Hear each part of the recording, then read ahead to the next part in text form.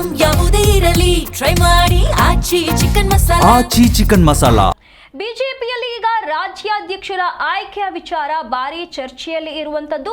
ಹಾಗಾಗಿ ವಿಜಯೇಂದ್ರ ಅವರನ್ನೇ ರಾಜ್ಯಾಧ್ಯಕ್ಷರಾಗಿ ಮುಂದುವರಿಸ್ತಾರೋ ಅಥವಾ ಹೊಸಬರನ್ನ ಆಯ್ಕೆ ಮಾಡ್ತಾರೋ ಅನ್ನುವಂತ ಪ್ರಶ್ನೆಗಳು ಇಲ್ಲಿ ಬಿಜೆಪಿಯಲ್ಲಿ ಉದ್ಭವ ಆಗಿರುವಂತದ್ದು.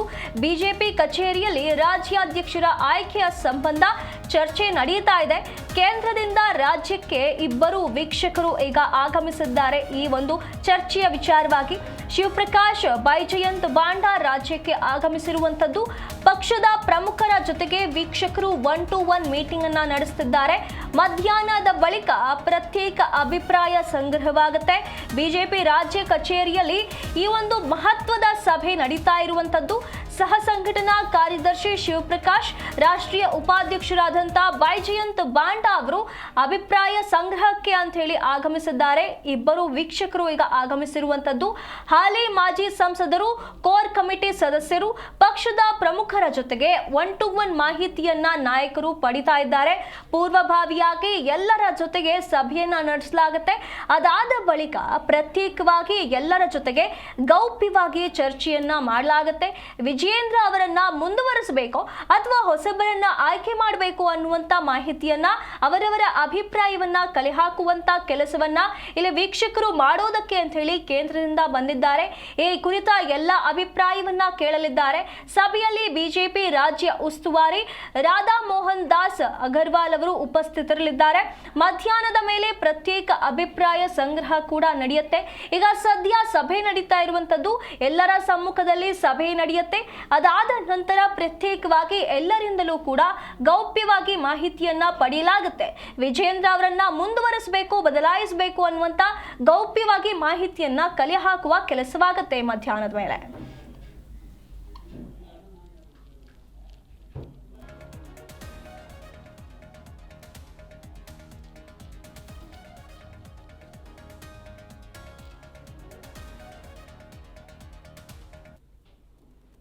ಈ ಬಗ್ಗೆ ಹೆಚ್ಚಿನ ಮಾಹಿತಿಯನ್ನು ನಮ್ಮ ಪ್ರತಿನಿಧಿ ಜನಾರ್ದನ್ ಹೆಬ್ಬಾರ್ ನೀಡ್ತಾ ಹೋಗ್ತಾರೆ. ಹೆಬ್ಬಾರ್, ಈಗ ಮೇ 26ಕ್ಕೆ ಎನ್ಡಿಎ ಸರ್ಕಾರ 12 ವರ್ಷವನ್ನ ತುಂಬಿರುವ ಕುರಿತಾಗಿ ಈಗ ಒಂದು ಸಭೆಯನ್ನ ನಡೆಸಬೇಕು, ಕಾರ್ಯಕ್ರಮಗಳ ಕುರಿತಾಗಿ ಅಂತ ಬಿಜೆಪಿ ಈಗ ಎಲ್ಲಾ ತಯಾರಿಗಳನ್ನ ನಡೆಸ್ಕೊಳ್ತಾ ಇರುವಂತದ್ದು. 25ನೇ ತಾರೀಕಿಗೆ ಇನ್ನು ರಾಷ್ಟ್ರೀಯ ಅಧ್ಯಕ್ಷರು ಕೂಡ ರಾಜ್ಯಕ್ಕೆ ಮೊದಲನೇ ಬಾರಿ ಆಗಮಿಸುತ್ತಿದ್ದಾರೆ. ಈ ಬಗ್ಗೆ ಹೇಳೋದಾದ್ರೆ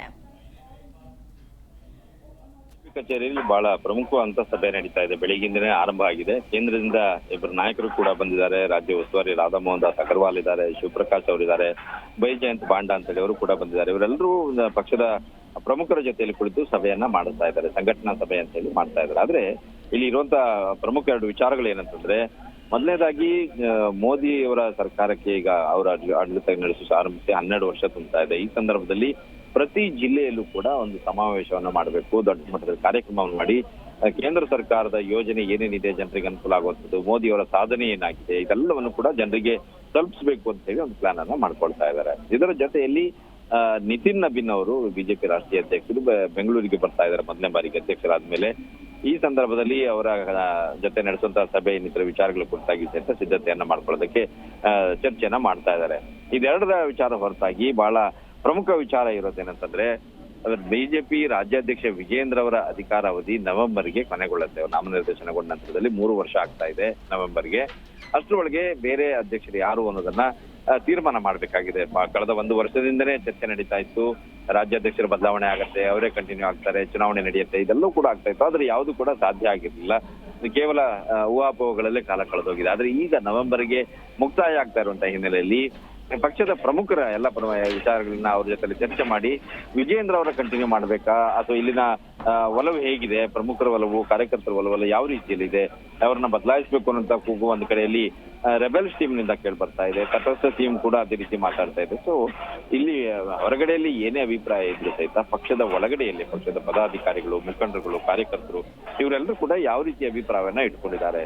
ವಿಜಯೇಂದ್ರ ಅವ್ರನ್ನ ಕಂಟಿನ್ಯೂ ಮಾಡಿದ್ರೆ ಪಕ್ಷಕ್ಕೆ ಆಗುವಂತ ಲಾಭ ಏನು, ಒಂದ್ ವೇಳೆ ಅವ್ರನ್ನ ಕಂಟಿನ್ಯೂ ಮಾಡದೇ ಇದ್ರೆ ಆಗುವಂತ ನಷ್ಟ ಏನು, ಇದೆಲ್ಲವನ್ನು ಕೂಡ ಚರ್ಚೆ ಮಾಡ್ತಾ ಇದ್ದಾರೆ. ಪಕ್ಷದ ಪ್ರಮುಖರ ಅಭಿಪ್ರಾಯವನ್ನ 1-to-1 ಪಡ್ಕೊಳ್ಳೋದಕ್ಕೆ ಅಂದ್ರೆ ಮಧ್ಯಾಹ್ನ ನಂತರದಲ್ಲಿ ಪಕ್ಷದ ಕೋರ್ ಕಮಿಟಿ ಸದಸ್ಯರು, ಪಕ್ಷದ ಕೆಲ ಪ್ರಮುಖರ ಜೊತೆಯಲ್ಲಿ ಕೇಂದ್ರದಿಂದ ಬಂದಿರುವಂತಹ ನಾಯಕರೆಲ್ಲರೂ ಸಹಿತ ಪ್ರತ್ಯೇಕವಾಗಿ ಕುಳಿತು ಸಿಂಗಲ್ ಆಗಿ ಒಬ್ಬೊಬ್ಬರ ಅಭಿಪ್ರಾಯವನ್ನ, ಯಾಕಂದ್ರೆ ಬಹಿರಂಗವಾಗಿ ಕೆಲವು ವಿಚಾರಗಳನ್ನ ಹೇಳಲಿಕ್ಕೆ ಸಾಧ್ಯ ಆಗದೆ ಇರ್ಬೋದು. ಆ ಕಾರಣಕ್ಕಾಗಿ ಒಂದೊಂದು ಅವಕಾಶ ಮಾಡಿಕೊಡ್ಬೇಕು ಅಂತ ಹೇಳಿ ಅವರೆಲ್ಲರ ಜೊತೆಯಲ್ಲೂ ಕೂಡ ಪ್ರತ್ಯೇಕವಾಗಿ ಮಾತುಕತೆಯನ್ನ ಮಾಡಿ ಅವರ ಅಭಿಪ್ರಾಯವನ್ನ ಸಂಗ್ರಹಿಸಿ ಅದನ್ನ ಹೈಕಮಾಂಡ್ಗೆ ಕೊಡೋ ಕೆಲಸವನ್ನ ದೆಹಲಿಯಿಂದ ಬಂದಂತ ನಾಯಕರು ಮಾಡ್ಲಿಕ್ಕಿದ್ದಾರೆ. ಹಾಗಾಗಿ ಬಹಳ ಮಹತ್ವವನ್ನ ಪಡ್ಕೊಂಡಿದೆ. ಬೆಳಗಿನ ಈಗ ನಡೀತಾ ಇರುವಂತ ಸಭೆ ಒಂದು ಕಾರ್ಯಕ್ರಮದಾದ್ರೆ, ಪಕ್ಷ ಸಂಘಟನೆ ಕಾರ್ಯಕ್ರಮದಾದ್ರೆ, ಮಧ್ಯಾಹ್ನದ ಮೇಲೆ ಒಂಟೊಂದು ನಡೆಯುವಂತಹ ಸಭೆ ರಾಜ್ಯಾಧ್ಯಕ್ಷರನ್ನ ಯಾರನ್ನ ಮಾಡಬೇಕು, ವಿಜೇಂದ್ರ ಅವ್ರನ್ನ ಕಂಟಿನ್ಯೂ ಮಾಡ್ಬೇಕಾ, ಬೇರೆಯವ್ರನ್ನ ಯಾರನ್ನ ಮಾಡಬೇಕು ಅಂದ್ರೆ ಬೇರೆ ಯಾರಿದ್ದಾರೆ ನಿಮ್ಮ ಅಭಿಪ್ರಾಯದಲ್ಲಿ ಅನ್ನುವಂಥ ವಿಚಾರವನ್ನ ಪ್ರತಿಯೊಬ್ಬ ನಾಯಕರಿಂದನೂ ಕೂಡ ಪಡ್ಕೊಳ್ಳುವಂತ ಕೆಲಸವನ್ನ ಕೇಂದ್ರದ ನಾಯಕರು ಮಾಡ್ಲಿಕ್ಕಿದ್ದಾರೆ. ಹಾಗಾಗಿ ಇದು ಬಹಳ ವಿಶೇಷ ಅನ್ಸ್ಕೊಳ್ತಾ ಇದೆ. ನವೆಂಬರ್ ಒಳಗಡೆ ಯಾರು ಅನ್ನೋದನ್ನ ತೀರ್ಮಾನ ಮಾಡೋದಕ್ಕೆ ಬಿಜೆಪಿ ಹೈಕಮಾಂಡ್ ಕೂಡ ತೀರ್ಮಾನ ಮಾಡದಂತೆ ಕಾಣಿಸ್ತಾ ಇದೆ. ಆ ಕಾರಣಕ್ಕಾಗಿ ಈ ಸಭೆ ನಡೀತಾ ಇದೆ. ಮಧ್ಯಾಹ್ನದ ಮೇಲೆ ಸಂಜೆವರೆಗೂ ಈ ಸಭೆ ನಡೆಯುತ್ತೆ. ಆಮೇಲೆ ನಿತಿನ್ ನಬೀನ್ ಅವರು ರಾಷ್ಟ್ರೀಯ ಅಧ್ಯಕ್ಷರು 24ನೇ ತಾರೀಕು ಬೆಂಗಳೂರಿಗೆ ಬರ್ತಾ ಇದ್ದಾರೆ. ಅವ್ರ ಜೊತೆಯಲ್ಲಿ ಕೂಡ ಪಕ್ಷದ ಇತರ ಸಭೆಗಳು ನಡೀತಾ ಇದ್ದಾವೆ. ಆ ವಿಚಾರಗಳು ಕೂಡ ಸಿದ್ಧತೆಯನ್ನ ಮಾಡ್ಕೊಳ್ತಾ ಇದ್ದಾರೆ. ಧನ್ಯವಾದಗಳು ಹೆಬ್ಬಾರ್ ನಿಮ್ಮೆಲ್ಲ ಮಾಹಿತಿಗಾಗಿ.